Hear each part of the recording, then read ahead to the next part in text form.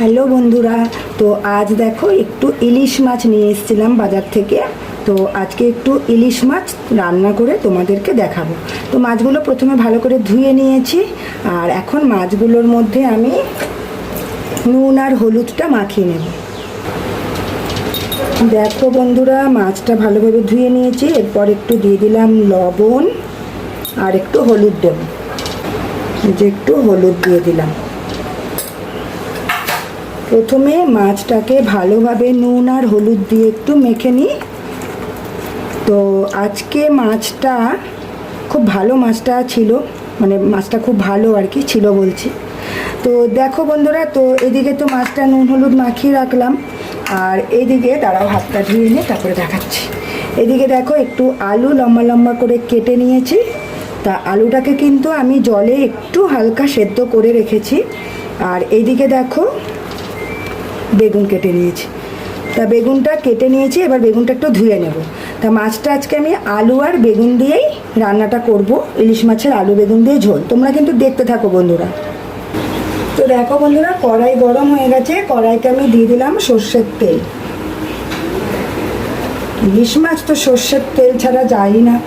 সর্ষের তেলেই কিন্তু ইলিশ মাছটা রান্না করলে মাছের স্বাদটা বাড়ে। আর আমাদের বাড়িতে কী বলো তো, সর্ষের তেলেই সমস্ত রকম রান্নাবান্না হয়, মাছ বিশেষ করে মাছ তো হবেই। তো যাই হোক, তেলটা গরম হয়ে যাক, এখন আমি মাছগুলো ভেজে নেব। তেলটা গরম হয়ে গেছে, এখন মাছগুলোকে দিয়ে দিলাম।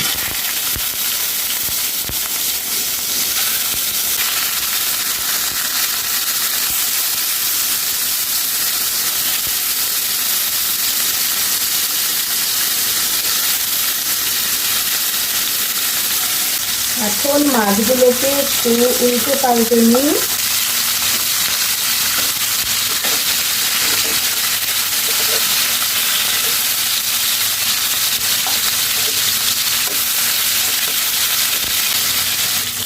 তো মাছগুলো ভাজা হয়ে গেছে, এখন মাছগুলোকে আমি তুলে রাখছি আগে। দারুণ স্মেল বেরিয়েছে কিন্তু বন্ধুরা, মাছটা কিন্তু বেশ ভালোই ছিল। তো এইবারে দেখো, এই তেলের মধ্যেই আমি আগে বেগুনগুলোকে ভেজে নেব।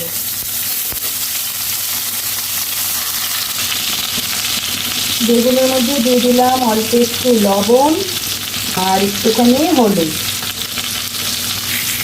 এইবার বেগুনগুলোকে এই তেলের মধ্যে আগে একটু লালচে করে ভেজে তুলে নেব। তা আগে বেগুনটা ভেজে নিই। তো দেখো বন্ধুরা, বেগুনটা আমি লালচে করে ভেজে নিয়েছি। এবার বেগুনটাকে কিন্তু আলাদা একটা বাটিতে আমি তুলে রাখছি।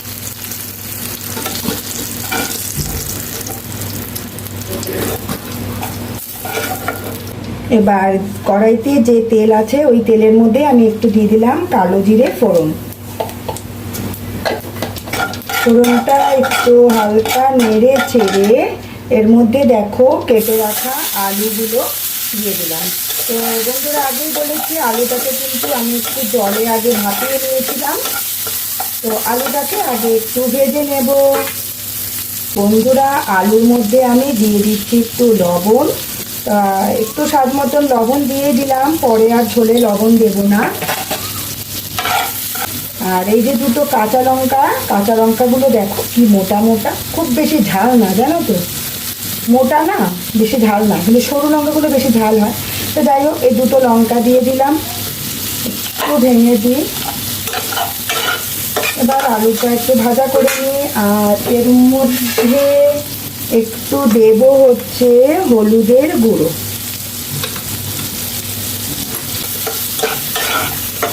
তো দেখো বন্ধুরা, আলুটাও কিন্তু আমি লালচে লালচে করে ভেজে নিয়েছি। আর কোনো মশলা ইউজ করব না। এখন আমি এর মধ্যে দিয়ে দেব পরিমাণ মতন জল। ইলিশ মাছের ঝোলটা সবাই খুব পছন্দ করে, তাই জলটা একটু বেশিই দিলাম। জলটা দিয়ে একটু ঢাকনা চাপা দিয়ে ঝোলটাকে ফুটতে দেব 5 মিনিটের জন্য। তো এবার ঢাকনাটা খুলে দেখে নিই। আলুটা সুন্দর সেদ্ধ হয়ে গেছে। আর একটু লবণটা চেখে নিই যে নুনটা ঠিক হয়েছে কিনা। দারুণ হয়েছে বন্ধুরা। তো লবণ টবণ সব ঠিক আছে। এখন আমি এর মধ্যে ভেজে রাখা মাছগুলোকে আগে দেব।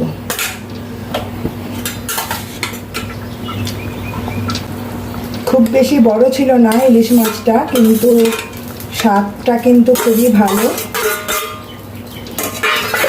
আর এরপরে এই যে ভেজে রাখা বেগুনগুলোকেও দিয়ে দেব।